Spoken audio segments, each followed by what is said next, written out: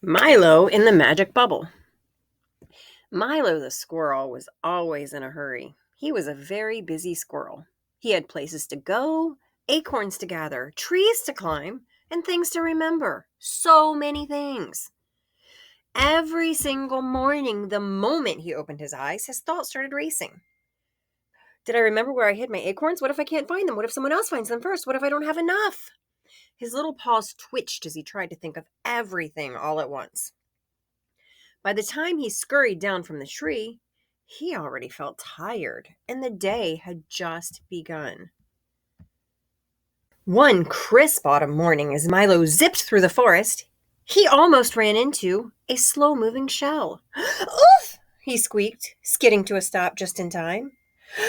Oh, Tilda, I didn't see you there. Tilda the turtle blinked her kind, sleepy eyes. That's because you're moving too fast, little one, she said with a smile. Where are you off to in such a hurry? I have so much to do, Milo exclaimed. I need to gather acorns, check all my hiding spots, and oh no, I just remembered I forgot to check the branch on my big oak. What if... Breathe, dear, Tilda said gently. Take a deep breath. Milo blinked. A breath? Yes, dear. Right now you're chasing a storm of thoughts. But what if I told you there's a way to slow them down? Milo tilted his head. But how? Tilda smiled knowingly. With the magic bubble, of course. Milo's ears perked up. Magic? She nodded. But not the kind of magic that you see. It's the kind that you feel. And the best part? You can make it any time and anywhere. Milo's bushy tail flicked with excitement. Well, how do I make a magic bubble? Tilda chuckled. Ah, that, my little friend, is a lesson for a squirrel who is ready to slow down and listen. Deep breath and sat down. For the first time all morning, he wasn't in a rush. Okay, he said, I'm ready. Tilda's smile grew. Then let's begin. Chapter 2, The Magic Bubble. Tilda took a deep breath, her shell rising and falling gently. The magic bubble is something special, Milo. It's a space that you create just for yourself, where everything slows down and you can breathe. Milo's nose twitched. Well, how do I make one? Tilda smiled. Close your eyes. Milo hesitated. But if I close my eyes, how will I see this bubble? Tilda chuckled.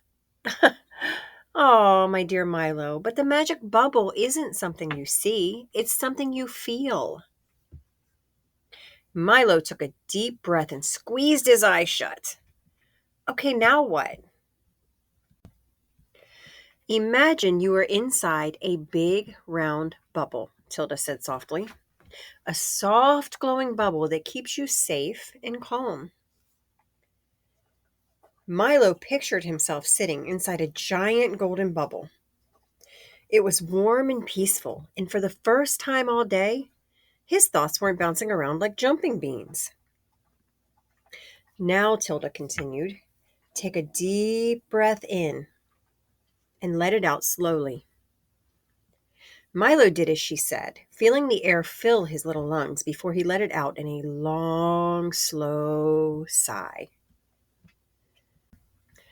Good, Tilda said. Now listen to the sounds around you. What do you hear? Milo listened. At first, all he could notice was the rustling of leaves. Then, as if by magic, he started to hear birds singing, the soft whisper of wind, and even the tiny tapping of an acorn falling to the ground. I hear the forest, Milo whispered. Tilda nodded.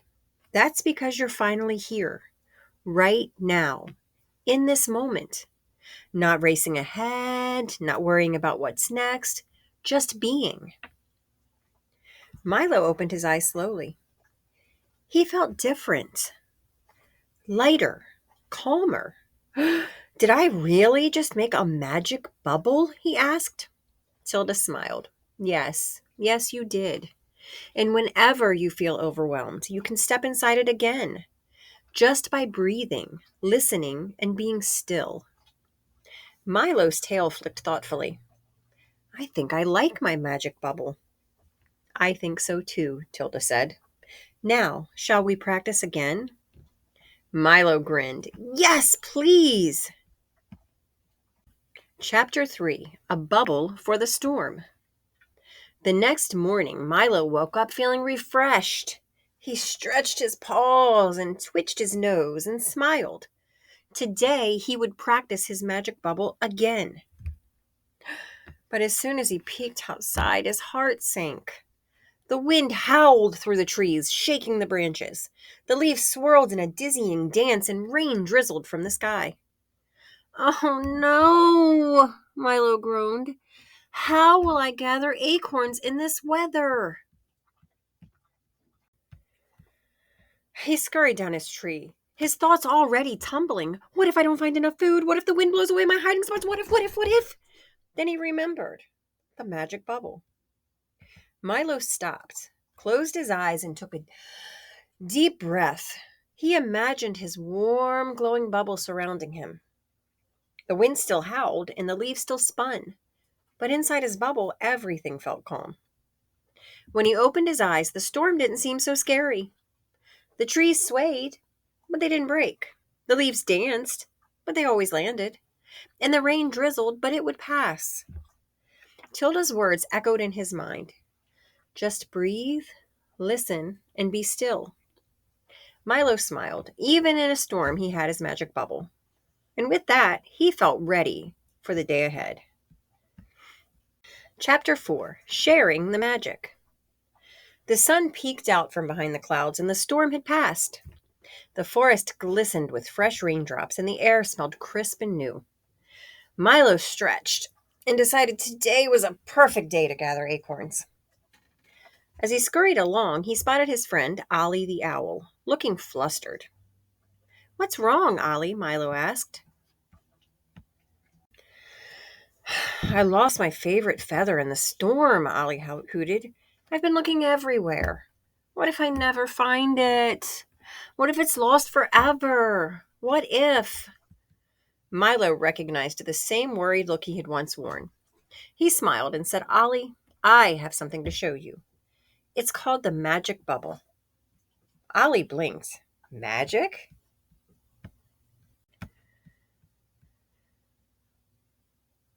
Milo nodded. Close your eyes, take a deep breath, and imagine a glowing bubble around you, keeping you safe and calm. Ollie hesitated, but he followed Milo's instructions. As he breathed in and out, his feathers stopped ruffling. His worried hoots softened. When he opened his eyes, he looked peaceful. Hey, Ollie said, I do feel better. Milo grinned. The magic bubble, it works every time. From that day on, Milo shared the magic bubble with all of his forest friends. And although life was still busy and the storm still came, Milo knew that he always had a calm, quiet place inside him, one that he could share with others too. The end.